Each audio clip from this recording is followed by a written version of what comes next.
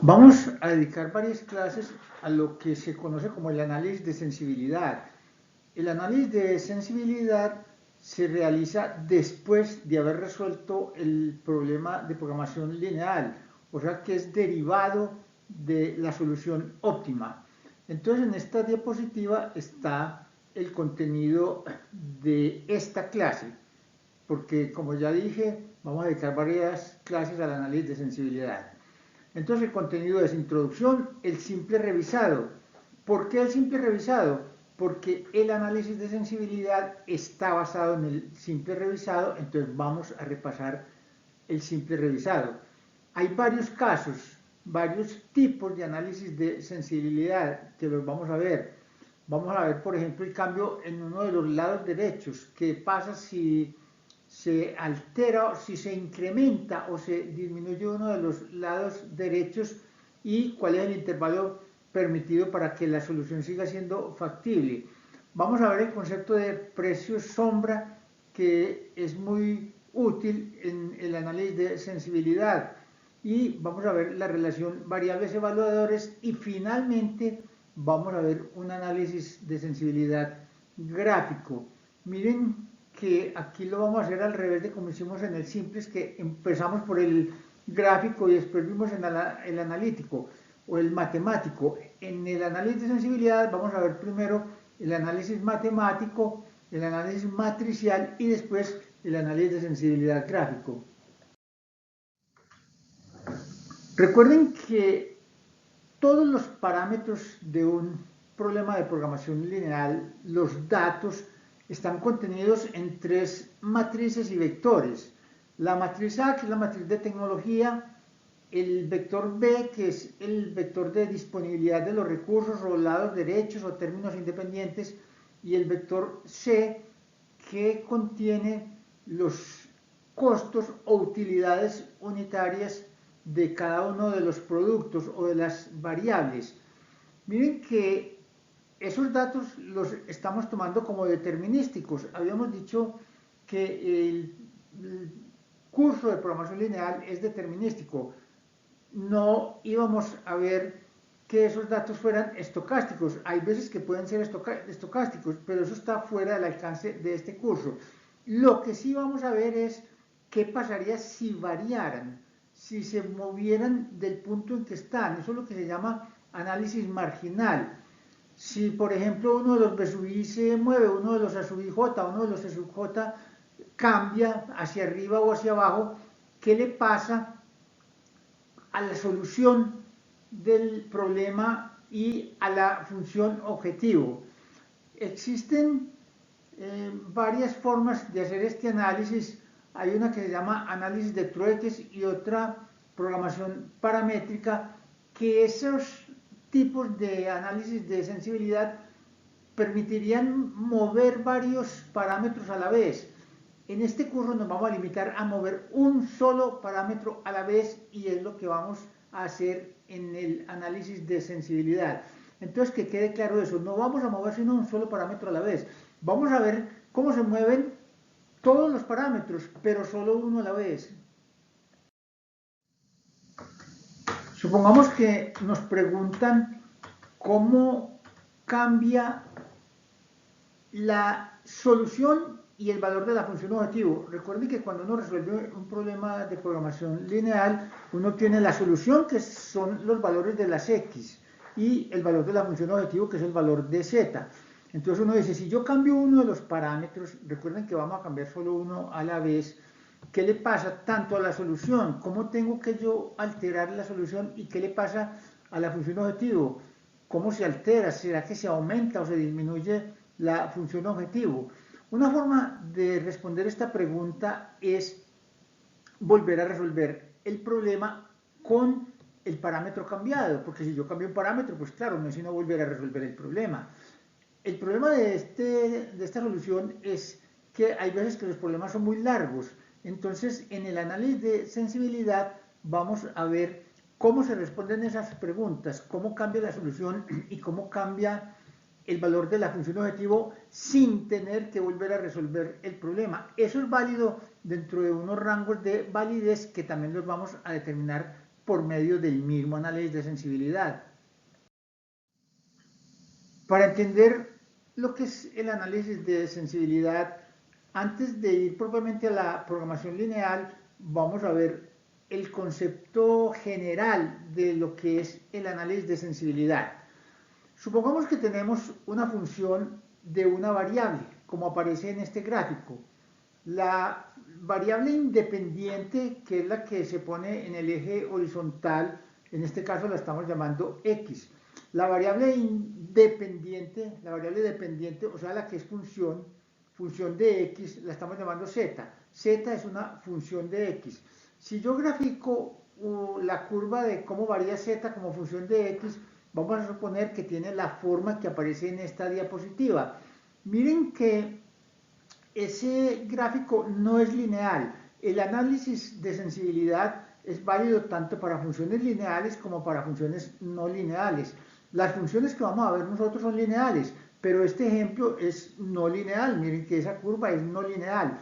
Entonces miren que si yo desplazo un poquito la x, la muevo hacia la derecha, miren que cómo reacciona la z, la variable dependiente. Yo quiero ver cómo reacciona la variable dependiente cuando yo muevo la independiente. Y miren que cuando yo me muevo del punto que está a la izquierda al punto que está a la derecha en el eje X, la Z se mueve del punto que corresponde al primer punto de la X al punto que corresponde al segundo punto de la X. Miren que cuando yo me muevo delta X en la variable independiente, la variable dependiente se mueve delta Z. Pero miren que en esta curva se ve que como que el cambio en la variable z es mucho mayor que el cambio en la variable x. Cuando eso pasa, se dice que la curva o las rectas, cuando el problema es lineal, son muy sensibles a cambios, porque una variación muy pequeña en cualquiera de los parámetros produce una alteración muy grande en las variables dependientes.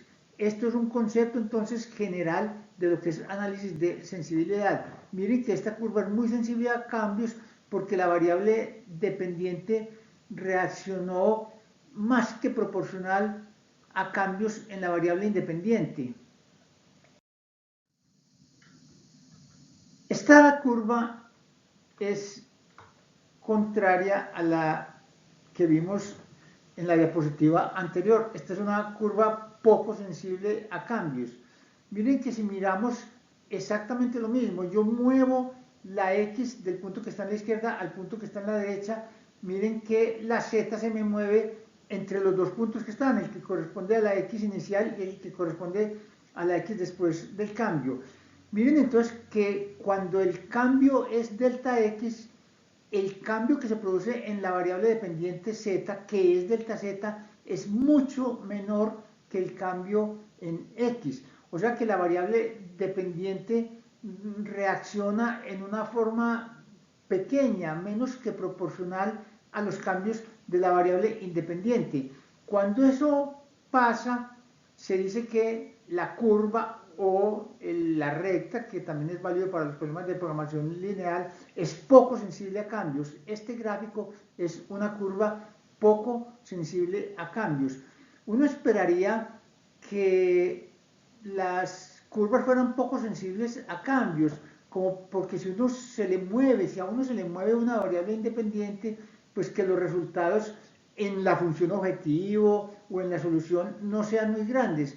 Pero eso no lo determina uno, eso lo determina es precisamente la forma de las funciones, y eso es lo que vamos a analizar en el análisis de sensibilidad.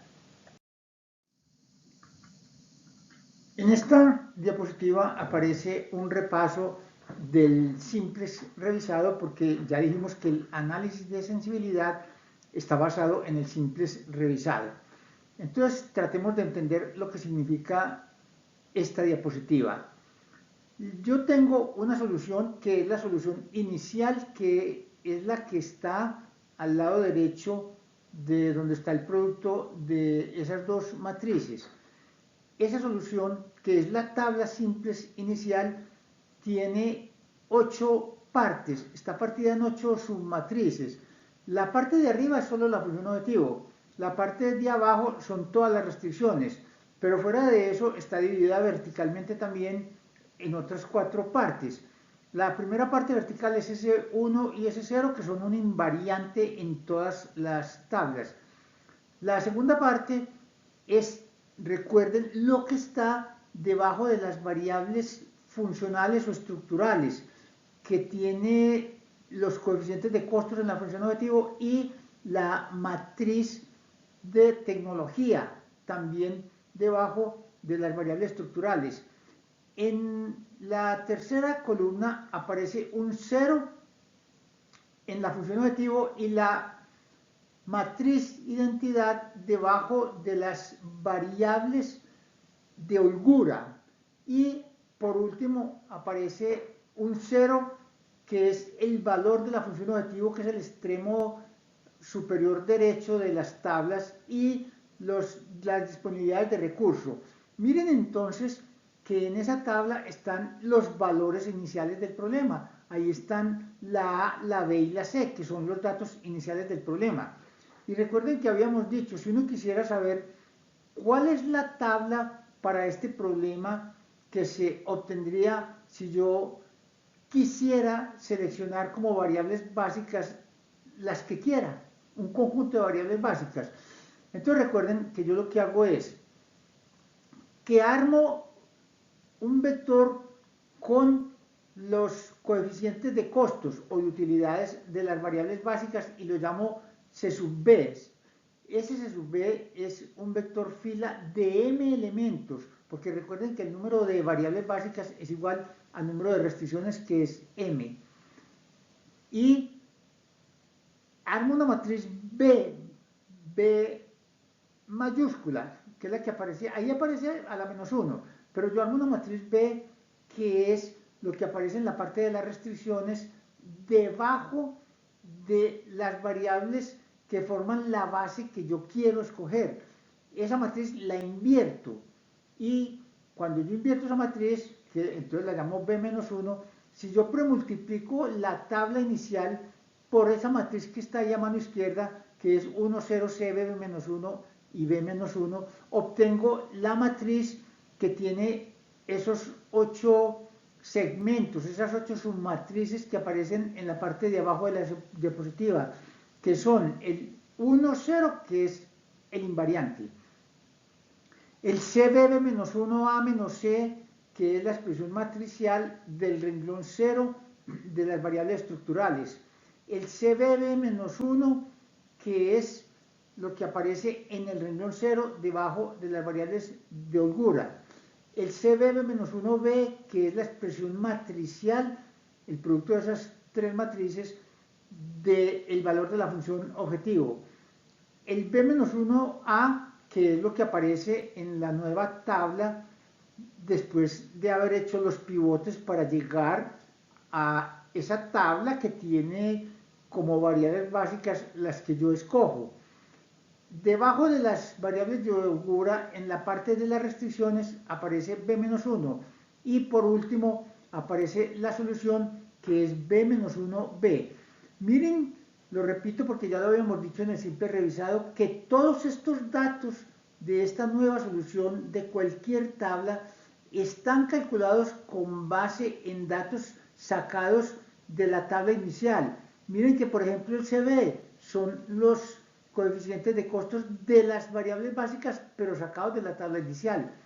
El B-1, ya lo dijimos también, es coger la matriz B de los coeficientes de costos, de los coeficientes de tecnología en la tabla inicial y después de invertir la matriz, pero es sacado de la tabla inicial. Y lo mismo con el B que aparece, el B minúscula que aparece en esta última tabla, también es sacado de la tabla inicial.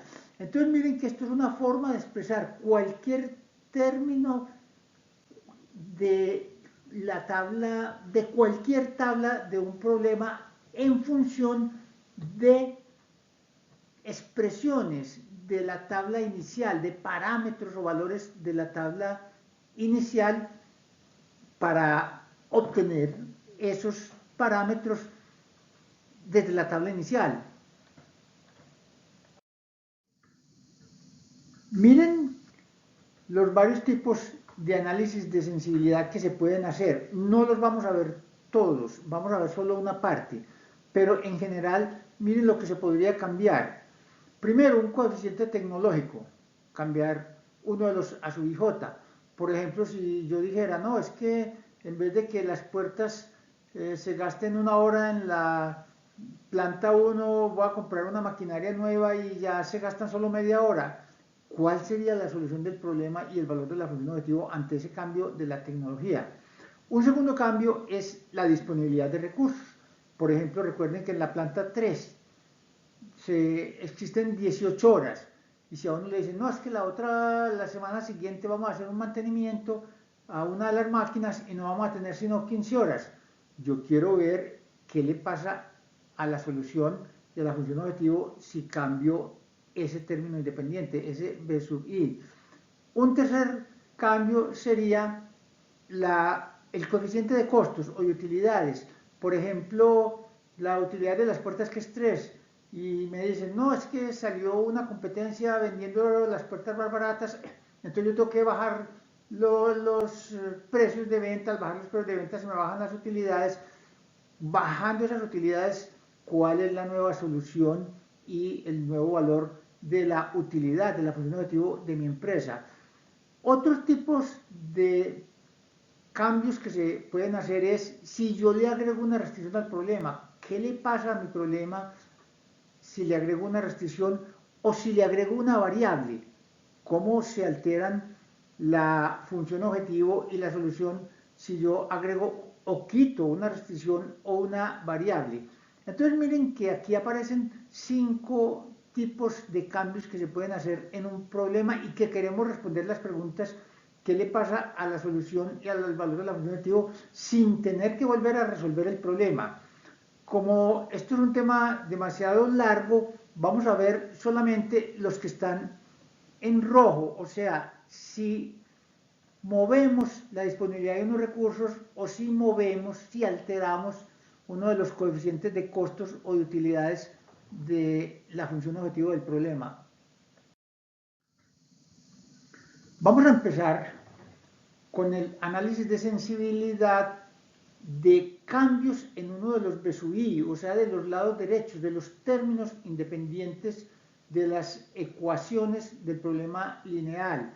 Y vamos a ver entonces, cuando yo muevo uno de esos B sub I hacia arriba o hacia abajo, cómo se alteran marginalmente, o sea, a partir de la solución que me dio antes del movimiento, cómo se alteran tanto la solución, o sea, el valor de las X, como la función objetivo.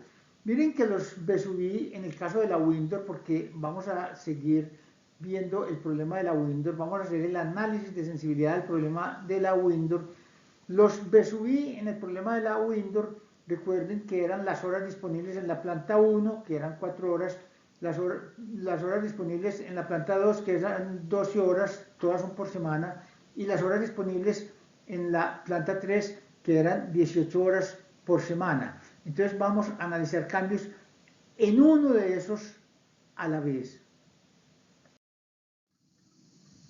A manera de ejemplo, empecemos cambiando B2. Ahorita lo hacemos para B1 y para B3. Recuerden que B2 es 12, es el número de horas en la semana que tengo yo disponibles en la planta 2, que son 12 horas. Yo lo voy a cambiar incrementándolo o disminuyéndolo en un valor delta, que ese es el cambio marginal, o sea, a partir del 12 que tengo actualmente. Entonces el valor cambiado lo voy a llamar B2 barrita y es simplemente B2 más delta, o sea, 12 más delta. O sea que el nuevo vector B, después del cambio en B2, en vez de ser 4, 12, 18, me queda 4, 12 más delta, 18. Ahora, con ese cambio en B, yo digo, ¿cómo se altera la tabla simples óptima? Me voy a la expresión de la tabla simples óptima, que recuerden que es la que se obtuvo con el simple revisado.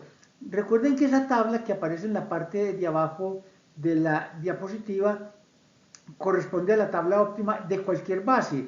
Esta incluye la óptima, porque la óptima es una tabla donde yo tengo como variables básicas las que el método eligió para llegar a la tabla óptima.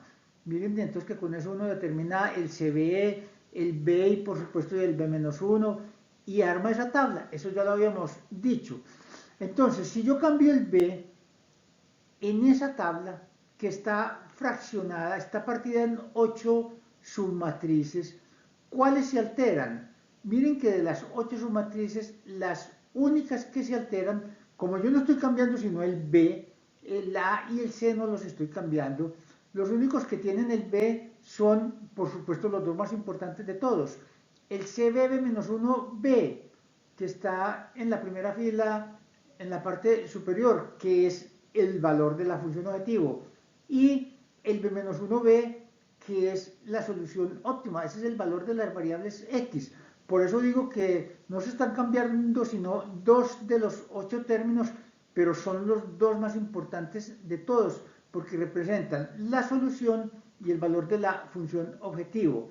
Entonces, con base en eso, continuemos con el análisis de sensibilidad. Entonces, como acabamos de ver, lo que se me cambia cuando yo cambio el B minúscula, la disponibilidad de los recursos, es la solución, los valores de las X que son B-1B y el valor de la función objetivo cuya expresión matricial es CB-B-1B. Miren que si eso se me cambia, ¿qué le podría pasar al problema, a la tabla, para que no se dañe? Resulta que si yo cambio el B-1B de pronto puede dar negativo, porque si ese B se sube o se baja, ya habría que multiplicar el B-1 por un B distinto y eso me podría dar negativo. Entonces yo me tendría que cuidar de que eso no vaya a dar negativo. Si eso llega a dar negativo, el problema sería no factible, porque se estaría violando la condición de no negatividad de las variables.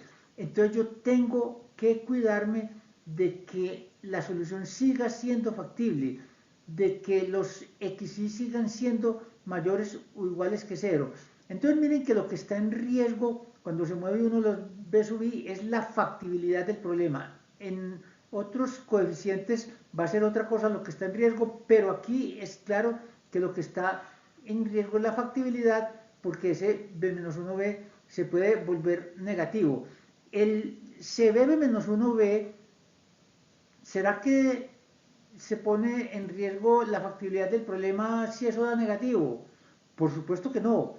Eso sería simplemente una empresa que está trabajando a pérdida, una empresa que tenga una utilidad negativa, pues está trabajando a pérdida. Pero matemáticamente esa tabla está buena y tiene sentido optimizar las pérdidas, o sea, maximizar utilidades es lo mismo que minimizar las pérdidas. Yo puedo optimizar un problema en una empresa que me está dando pérdidas, porque unas pérdidas más pequeñas son mejores que unas pérdidas más grandes. Entonces, por el CBB-1B yo no me voy a preocupar porque eso no pone en peligro matemáticamente la tabla óptima. En cambio, el B-1B sí, porque al cambiar el B, donde ahí me aparezca un número negativo, se me dañó la tabla porque me da no factible. Entonces vamos a ver cómo se maneja la situación para que la nueva solución, las X, las B-1B, sigan siendo mayores o iguales que 0. Recalculemos entonces los nuevos valores de la solución, que es B-1B, y de la función objetivo, que es CB-B-1B, cambiando el B. Entonces miren que CB-B-1, que es lo que aparece debajo de las variables de holgura en la tabla óptima, no cambia. Ese sigue siendo 0, 3 medios, 1. Lo arrastro de allá de la tabla óptima. El B sí se me cambia. Estoy cambiando el B2 dentro del B. Ya las horas de la planta 2 no van a ser 12, sino 12 más delta. Entonces CB menos 1B es 0, 3 medios 1 multiplicado por 4, 12 más delta 18. Hago esa multiplicación, un vector 1 por 3, por un vector 3 por 1, me da un número, 1 por 1, que es un número que es el valor de la función objetivo, y me da 36 más 3 medios de delta. Ese número del 3 medios, que es el coeficiente de delta, se conoce como el precio sombra. Y miren que es un dato muy importante. Eso me está diciendo si es sensible o no la utilidad a variaciones de las horas disponibles en la planta 2. Por ejemplo, por cada hora disponible en la planta 2 adicional, o sea, si yo en vez de 12 horas tuviera 14 horas, por cada hora se me incrementa 1,5, o sea que si le subo 2 horas a 14 horas, miren que entonces eso se incrementaría en 3 medios de 2, o sea en 3. Yo soy capaz de calcular la utilidad de la empresa sin volver a resolver el problema. Si las horas disponibles en la planta 2 no son 12, sino 14, la utilidad sería 39. Y ahora vamos a calcular la nueva solución, o sea, los valores de las variables. Recuerden que las variables básicas en la última tabla, en la óptima, son en orden x3, x2, x1. O sea, las horas disponibles en la planta 1, que es x3, x2 es el número de ventanas y x1 el número de puertas. Multiplico y para obtener el nuevo b-1b, el b-1b cambiado. El b-1 no se altera, lo traigo tal como estaba en la tabla óptima. El b sí se altera, igual que lo hicimos en la función objetivo. Ya no es 4, 12, 18, sino 4, 12 más delta, 18. Hago esa multiplicación y miren el valor que obtengo para los nuevos valores de las variables básicas. X3 ya no sería 2, sino 2 más un tercio de delta. O sea, se incrementa si delta se incrementa. X2 ya no sería 6, sino 6 más 1 medio de delta, también se incrementa si delta se incrementa. Y X1 ya no sería 2, sino 2 menos un tercio de delta. Miren que ese, en la medida en que yo incremente el número de horas de la planta 2, esa variable X1, que son las puertas, se disminuyen. En cambio, las ventanas y las horas disponibles de la planta 1 se aumentan. Y esos coeficientes me dicen cuánto se aumentan. Por ejemplo, si delta fuera 3, o sea, 3 positivo, si yo tuviera 15 horas en lugar de 12, eso es lo que es llevar delta a 3. Miren que el número de horas disponibles en la planta 1, que es x3, la primera variable básica, ya no sería 2, sino que sería 3. Y lo mismo pasa con la variable x2, que es la que aparece en el segundo renglón. Si delta es 3, ya sería 6 más 3 medios, o sea, 7,5 ventanas. En cambio, las puertas se disminuyen. Si delta es 3, o sea, si tuviera 15 horas, el número de ventanas sería 2 menos un tercio de 3, o sea, 2 menos 1, o sea, una ventana. Entonces miren que unas variables se aumentan y otras se disminuyen. Eso depende de los signos y de la estructura del problema. Pero recuerden que habíamos dicho que yo necesito, para que el problema siga siendo factible, garantizar que todas las variables básicas sigan siendo mayores o iguales que 0. Entonces, para que esa tabla no se dañe, para que no vaya a aparecer un valor negativo en las variables, esos tres nuevos valores alterados, deben ser mayores o iguales que 0. O sea, 2 más un tercio de delta tiene que ser mayor o igual que 0. 6 más un medio de delta tiene que ser mayor o igual que 0. Y 2 menos un tercio de delta tiene que ser mayor o igual que 0. Y eso me determina el rango de variación de delta para que la solución siga siendo factible. Para que la tabla no se dañe, vamos a hacer ese análisis. ¿Cuánto se puede mover delta para que esas tres variables, esas tres x, sigan siendo mayores o iguales que 0? Entonces tenemos que cumplir las tres desigualdades. O sea, 2 más un tercio de delta mayor o igual que 0. Si de ahí despejamos delta, me da delta mayor o igual que menos 6. 6 más un medio de delta mayor o igual que 0. Despejando delta, me da delta mayor o igual que menos 12. Y 2 menos un tercio de delta mayor o igual que 0, despejando delta, me da delta menor o igual que 6. Y se tienen que cumplir las tres restricciones de delta, porque ninguna de las variables básicas puede dar menor que 0. El conjunto de esas tres restricciones me lleva a que delta tiene que estar entre menos 6 y 6. La regla sencilla es coger los más próximos a 0, tanto positivos como negativos. Miren que entre menos 6 y menos 12, que son los dos negativos, el más próximo a 0 es menos 6, y de los mayores que 0 pues no hay sino 1, entonces queda delta menor o igual que 6. Entonces delta tiene que estar entre menos 6 y 6. Pero expresémoslo no en términos de delta, sino del nuevo valor de b, del b alterado, que actualmente es 12 sin alterar. Entonces le sumamos 12 a los tres elementos de esas dos desigualdades y me queda que 12 más delta, o sea, el b2 cambiado, tiene que estar entre 6 y 18. Entonces miren que b2, que actualmente es 12, puede bajar hasta 6 o subir hasta 18. Recuerden que eso es el número de horas de la planta 2. Mientras se mueva en ese rango de valores, como las tres variables siguen siendo mayor o iguales que 0, la tabla sigue siendo factible y por supuesto es muy probable que cambien los valores. Continuamos ahora el análisis con B3, o sea, las horas de la planta 3, que actualmente son 18. Vamos a analizar qué pasa si me voy por encima o por debajo de 18 en una cantidad delta. Recuerden que ese delta puede ser positivo, negativo y por supuesto 0. El 0 siempre es válido porque es la solución actual.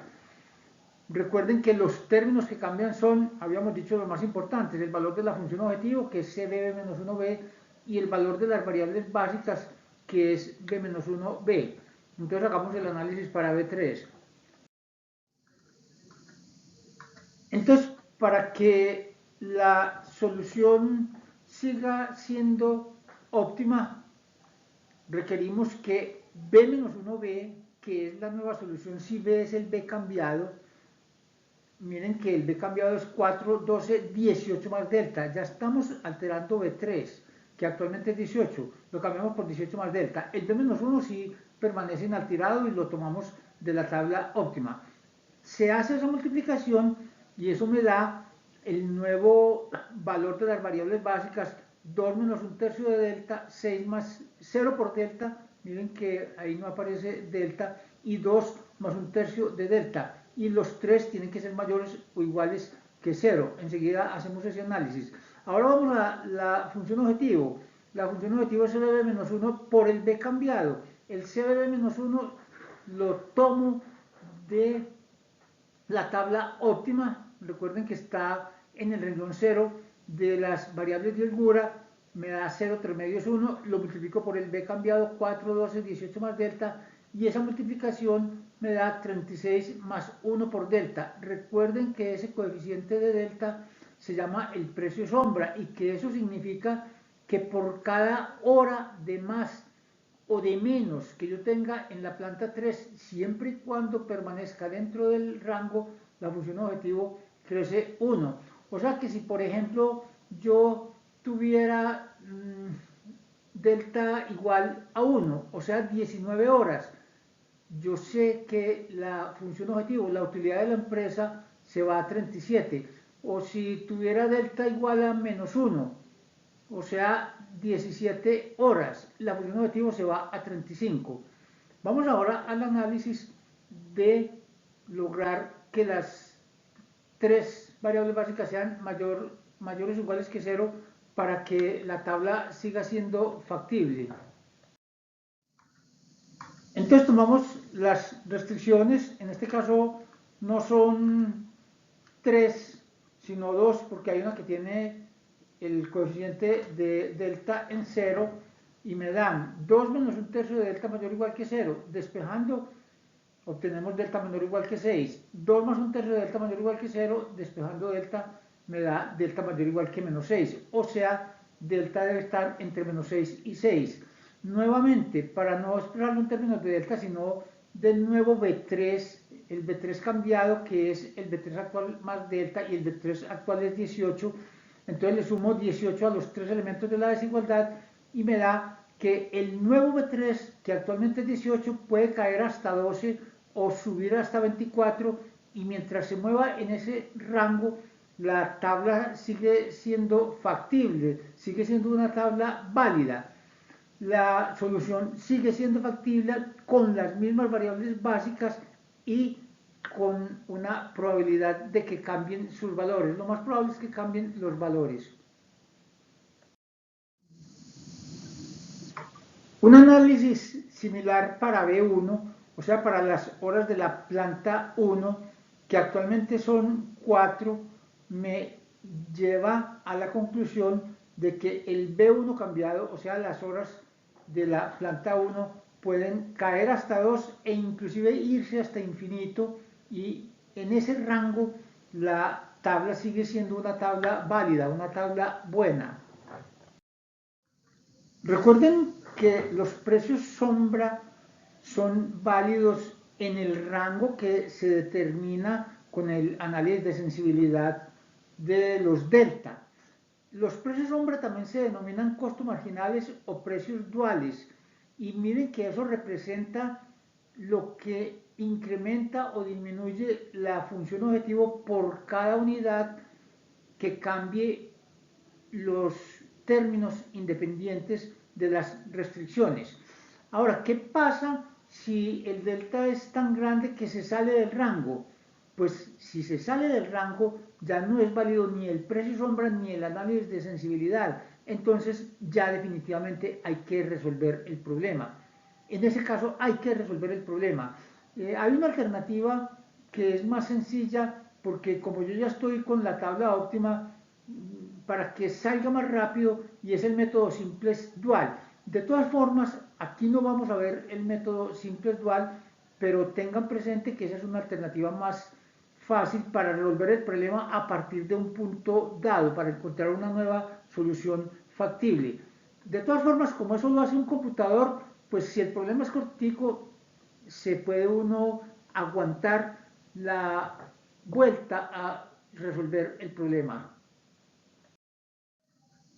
Miren que el precio sombra es un valor muy importante en la solución de un problema de programación lineal, porque como eso representa lo que se incrementa o disminuye la función objetivo por cada unidad adicional de cualquiera de los recursos, del recurso I, ese precio sombra lo llamamos Y sub I. Entonces miren que eso es lo máximo que yo podría pagar por horas adicionales del recurso. Si a mí otra empresa o otra persona me dice, te vendo unas horas de este recurso, como yo tengo los precios duales, si el precio al que me están ofreciendo esas horas adicionales es menor que el precio sombra, yo debo comprar ese recurso adicional y obtengo una utilidad adicional.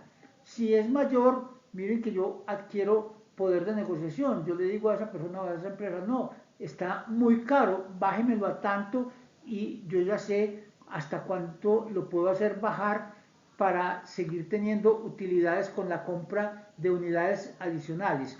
Miren que ese precio sombra es una derivada, es la derivada de z con respecto a B sub I, es lo que se incrementa z por cada unidad del recurso B sub I. Los precios sombra, o sea, el incremento o disminución de la utilidad por cada unidad del respectivo recurso, no tengo que ir a calcularlos porque aparecen en la tabla óptima. Están en el renglón 0 debajo de las variables de holgura. Miren que son 0, 3 medios, 1, que fueron los valores que obtuvimos cuando hicimos el análisis de obtener el nuevo valor de la función objetivo. Claro, como el delta está multiplicado por 1 en ese análisis, Entonces no es sino deducirlos, sacarlos del renglón cero de las variables de holgura. Entonces no hay que tomarse el trabajo de ir a averiguarlos. Entonces miren que cada unidad adicional de la planta 1 no le aporta utilidades adicionales a la empresa. Cada unidad adicional o hacia abajo de la planta 2, o sea, de las horas de la planta 2, incrementa la utilidad en 3 medios. Y cada hora adicional de la planta 3 o hacia abajo, hacia arriba o hacia abajo, incrementa o disminuye la utilidad en 1. Entonces, los precios sombra se encuentran en la tabla óptima y no hay que tomarse el trabajo de calcularlos. Miremos ahora el análisis de sensibilidad gráficamente. ¿Qué quiere decir? Que yo cuento con una hora más en la planta 2. Estamos empezando por la planta 2, que es la que siempre hemos tomado de primera. Quiere decir que en lugar de tener 12 horas, recuerden que la ecuación de la planta 2 es 2x2 igual 12. Contar con una hora más es coger la ecuación 2x2 igual a 13, si tuviera una hora más. Miren que eso es una recta paralela a la 2x2 igual 12, a la recta horizontal 2x2 igual 12. Entonces, ¿cuál es la nueva solución cuando yo muevo esa recta a 2x2 igual 13? Pues muy sencillo, intersecto esa recta con la de la planta 3, que es 3x1 más 2x2 igual 18. Porque miren que ese punto es donde se intersectan la planta 2 y la planta 3. Entonces resuelvo ese par de ecuaciones. 2x2 igual 13 con 3x1 más 2x2 igual 18. 2x2 igual 13 me da 6,5 para x2. Voy y reemplazo ese en 3x1 más 2x2 igual 18 y de ahí despejo x1 y me da 5 tercios. Entonces el punto que aparece ahí amarillo en la recta 2, x2 igual 13, con la intersección de 3x1 más 2x2 igual 18, tiene por coordenadas 5 tercios, 13 medios. Miren que si yo calculo la función con esos valores de x1 y x2, o sea 3x1 más 5x2, o sea 3 por 5 tercios más 5 por 13 medios, me da z igual a 37,5, que es exactamente lo mismo que nos dio el análisis matemático, el análisis analítico que hicimos, solo que aquí lo hicimos gráficamente. Ahora miren los rangos. Si yo sigo subiendo esa recta en forma paralela, por ejemplo 2x2 igual 14, 15, 16, ¿hasta dónde puedo llegar? Miren que puedo llegar hasta donde se intersecta la planta 3 con el eje x2, porque si me muevo más hacia arriba, ya esa recta, por ejemplo 2x2 igual 18, o sea x2 igual 9, ahí se intersectan las tres, el eje x2, la planta 3 y la recta 2x2 igual 18. Si la muevo un poquito más hacia arriba, ya esa recta horizontal se intersectaría con la planta 3 en un punto tal que x1 da negativo, o sea, es no factible. Entonces yo puedo llegar hasta 2x2 igual 18, que fue lo que nos dio el análisis matemático. Ahora si la muevo en el otro sentido, hacia abajo, la recta 2x2 igual 12, miren que el punto de intersección, llamémoslo así, empieza a caminar sobre la tercera planta, sobre la recta roja. ¿Hasta dónde? Miren que puedo llegar hasta donde se intersecta con la recta x1 igual 4, o sea, la de la primera planta. Porque si sigo bajando, ya esa recta 2x2 igual a un valor por debajo, ya se sale de la región factible, porque el valor de x1 tendría que ser mayor que 4. Miren que el punto donde se intersecta esa tercera planta con x1 igual 4 y con 2x2 igual a un valor que estamos tratando de averiguar, es el punto 4, 3, x1 igual 4 y x2 igual 3, o sea 2x2 igual 6, y ese es el límite inferior, que es exactamente lo mismo que habíamos determinado matemáticamente, solo que aquí lo hicimos gráficamente. Entonces miren que ya interpretamos gráficamente lo que crece la función objetivo, esa derivada parcial, por cada unidad de adicional de horas en la planta 2 y el rango, hasta dónde puedo llegar por encima y hasta dónde puedo llegar por debajo, solo que lo hicimos gráficamente. ¿Para qué sirve el análisis de sensibilidad? ¿Para qué sirve ese precio sombra que, por ejemplo, para las horas de la planta 2 es 3 medios? O sea que cada hora adicional o hacia abajo de la planta 2 me incrementa o me disminuye la utilidad en 1,5. Recuerden, entre otras cosas, que ese 1,5, ese 3 medios, eran $1.500 porque lo teníamos expresados en miles. O sea que son 1,5 miles de dólares. Miren para qué sirve ese análisis.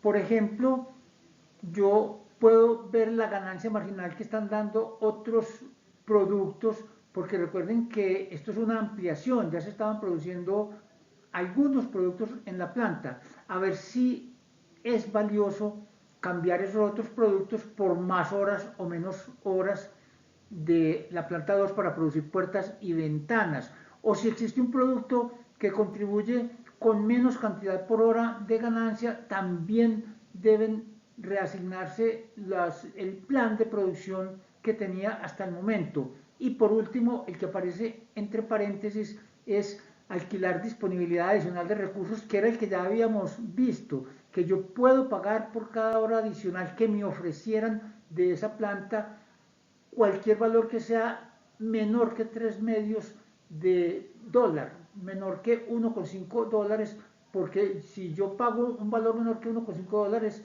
por una hora adicional y esa hora adicional me da 1,5, entonces yo de todas formas obtendría una ganancia neta. Miremos ahora el análisis de los precios sombra de la planta 1 y de la planta 3. Miren que el de la planta 1 curiosamente es cero, o sea que una hora adicional de la planta 1 no me aporta a mi utilidad.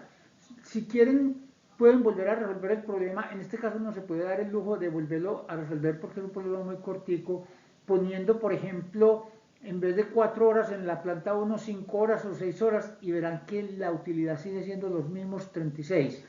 Lo mismo para la planta 3, donde el precio sombra era 1, o sea que cada hora adicional en la planta 1 me daba $1 más en la utilidad total de la empresa. Miren que eso entonces me sirve para determinar cuánto puede pagarse por una hora adicional de cada uno de los recursos en cualquiera de las tres plantas, en la 1, en la 2 o en la 3.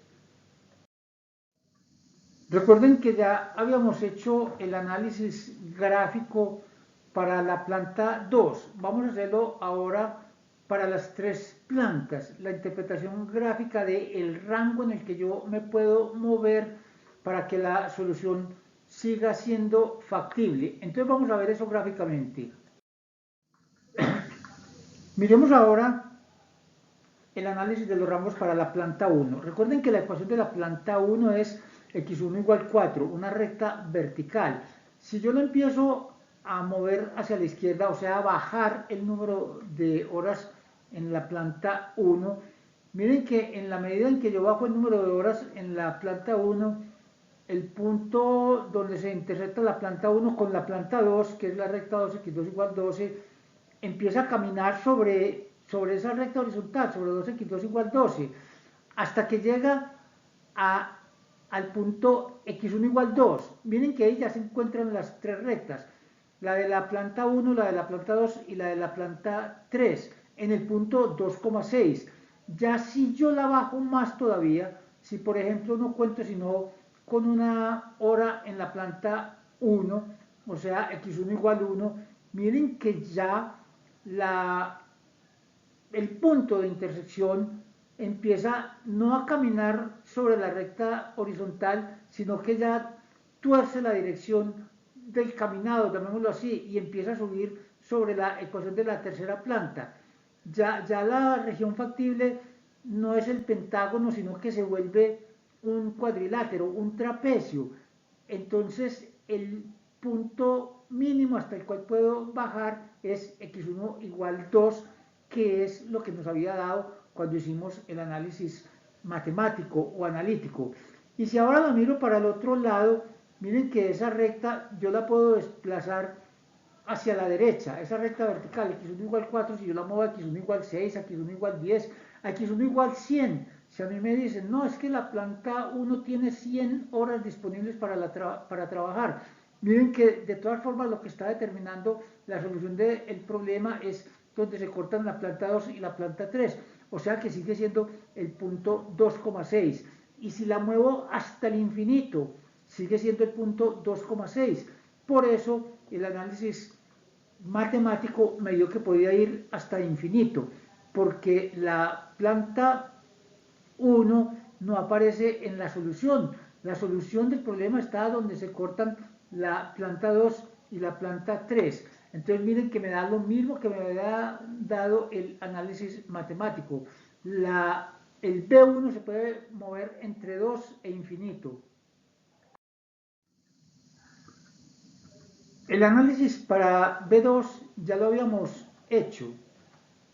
Miren que habíamos determinado que B2, que actualmente es 12 horas, que cuando yo empezaba a mover esa recta horizontal, 2x2 igual 12, en forma paralela, podía llegar hasta 2x2 igual 18 y bajar hasta 2x2 igual 6, entonces que el rango era B2 se puede mover entre 6 y 18. Ese análisis ya lo habíamos hecho y este gráfico nos lo reconfirma.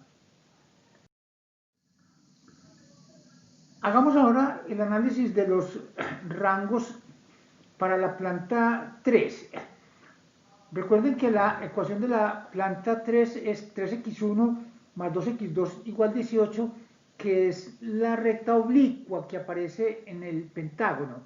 Entonces miren que si yo empiezo a incrementar ese 18, o sea, a moverla hacia la derecha, o sea, a coger la recta 3x1 más 2x2 igual 19, 20, 21, a medida que yo voy incrementando ese término independiente de la planta 3, el punto de intersección con la planta 2 empieza a caminar sobre la recta horizontal de la planta 2 y hasta que llega a x1 igual 4. Cuando yo llego a x1 igual 4, si yo ya incremento más el valor de la planta 2, miren que en x1 igual 4, ese punto es el punto 4,6, que da 24, porque 3 por 4 más 2 por 6 me da 24. Si la incremento más, si hago 3x1 más 2x2 igual 25, miren que en ese momento ya el punto óptimo del problema es el punto 4,6 y se queda ahí quieto, ya no sigue caminando sobre la recta 2x2 igual 12, porque si siguiera caminando por ahí el problema sería no factible, porque ya se gastaría más de 4 horas en la planta 1. En ese momento, gráficamente, la solución del problema sería siempre ese rectángulo que pasa por los puntos 00, 40, 46, 06. Ese es el rectángulo. Por más valor que ya yo le dé a la planta 3, o sea, si pongo 3x1 más 2x2 igual 50, si tuviera 50 horas en la planta 3, no, la solución es el rectángulo, esa recta se va por allá lejos, pero como hay que respetar todas las restricciones, la solución sigue siendo el rectángulo.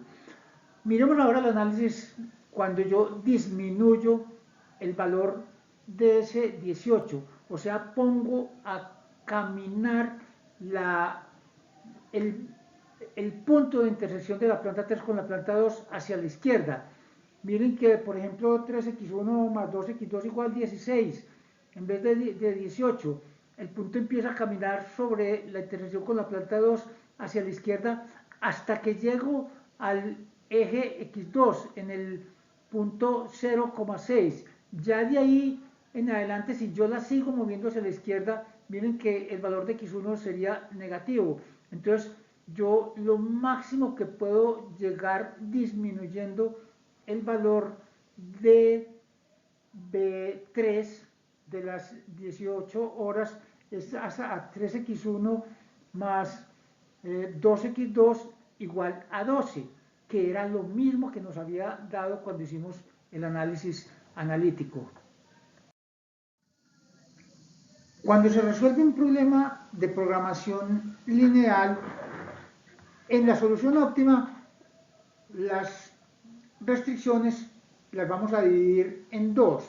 Recuerde que la solución óptima se encuentra intersectando restricciones. Entonces, hay unas restricciones que determinan el punto donde está el óptimo y hay otras que no. Las que se encuentran donde se produce el óptimo es porque el punto óptimo está, llamémoslo así, encima de esas rectas, o sea que esas rectas se están cumpliendo a nivel de igualdad. La restricción es de tipo menor o igual, pero si la recta entra en la determinación del punto óptimo es porque está en el igual. En cambio, cuando la recta no aparece en la solución óptima, y estoy hablando aquí de una recta, en un problema de más variables, más general, eso se llaman hiperplanos. Aquí los hiperplanos de dos dimensiones son rectas. Miren qué es lo que le pasa a la planta 1. La planta 1, que es x1 igual 4, no aparece en el punto 2,6, que es el óptimo. Por eso están sobrando horas. Miren que las que tienen que aparecen en la intersección son bienes escasos. Miren que si está en el igual es porque esa intersección está impidiendo que la empresa haga más utilidades. Entonces, el precio dual de esos recursos es mayor que cero.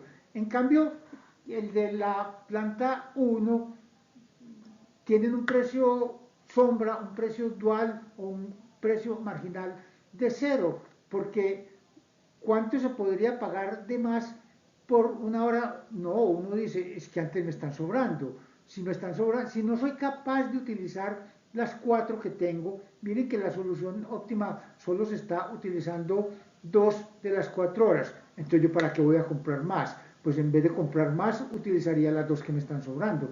Por eso tienen un precio sombra de cero, o sea, una hora adicional no le aporta a la función objetivo. Esto me lleva entonces al concepto de restricciones activas o de atadura. Hay unas restricciones que están activas y otras que no están activas. Las activas en el caso de la Windor son las de la planta 2 y de la planta 3, porque están en el punto de igual, de la restricción menor o igual, están en el punto donde da igual.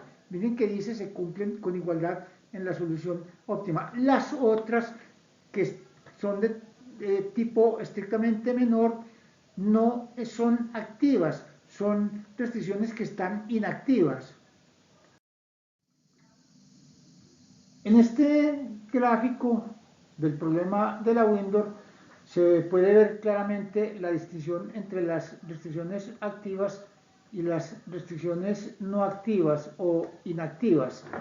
Miren que el óptimo 2,6, o sea, 2 puertas por semana, 6 ventanas por semana, que es el punto que aparece donde se intersectan las rectas de la planta 2, 2x2 igual 12, y de la planta 3, 3x1 más 2x2 igual 18, es el punto 2,6. Entonces miren que como está sobre las ecuaciones de las plantas 2 y 3, se cumplen en igualdad, porque el punto 2,6 está, llamémoslo así, montado encima de esas rectas. Si está montado encima de esas rectas es porque cumplen la ecuación, o sea, se cumplen en igualdad, o sea, no están sobrando horas. Esas plantas están siendo utilizadas a full capacidad. Entonces, las restricciones de la planta 2 y de la planta 3 son restricciones activas. Miren que eso le da valor a esas restricciones, porque si yo tuviera más horas disponibles de esas plantas, yo sería capaz de incrementar el valor de la función objetivo. En cambio, miren la restricción de la planta 1 que no es activa. Miren que la restricción de la planta 1 es x1 igual 4 y el punto 2,6, el óptimo, 2 puertas, 6 ventanas por semanas, no está montado encima de la ecuación x1 igual 4. O sea, le están sobrando horas a la planta 1. De hecho, recuerden que a la planta 1, que me lo da la variable x3, le están sobrando 2 horas. Esa restricción es no activa. Esa restricción no sirve para nada. Si yo resuelvo el problema quitando esa restricción, da la misma solución. Es una restricción no activa y el valor del precio sombra de esa restricción es 0. Entonces, con esto de distinguir las restricciones entre activas y no activas, podemos hacer el análisis que viene a continuación. Entonces, activas quiere decir que la ecuación, aquí en este caso son rectas porque es un problema de 2 dimensiones. En caso de más dimensiones, eso se llaman hiperplanos. El concepto general de funciones lineales de 3, de 4, de 5 variables ya no son rectas, sino de los de 3 variables son planos.